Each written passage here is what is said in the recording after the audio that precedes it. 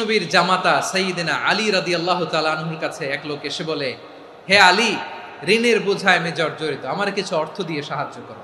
সাইয়্যিদিনা আলী রাদিয়াল্লাহু তাআলা আনহু বললেন, আমি কি তোমারে এমন একটা দোয়া শিখাবো যেটা বিশ্বনবী আমাদের শিখিয়েছেন?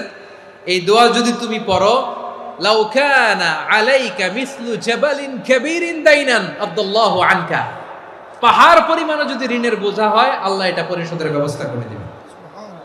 ছোট্ট একটা দোয়া বিশ্বনবী শিখালেন, বললেন তুমি পড়বা, আল্লাহুম্মা কফিনি বিহালালিকা আন হারামিকা ওয়া আগনিনি বিফাদলিকা আম্মান সিওয়াক। মুখস্থ আছে? হ্যাঁ আছে। আল্লাহুম্মা কফিনি বিহালালিকা আন হারামিক, আল্লাহ তোমার হালাল দিয়ে আমাকে পরিতুষ্ট করো, হারাম থেকে বাঁচিয়ে রাখো, আর তোমার অনুগ্রহে মানুষের মুখাপেক্ষী যেন আমি না হই, আমি যেন সবসময় তোমার মুখাপেক্ষী হয়, ওই তৌফিক দিও। সুবহানাল্লাহ পড়েন।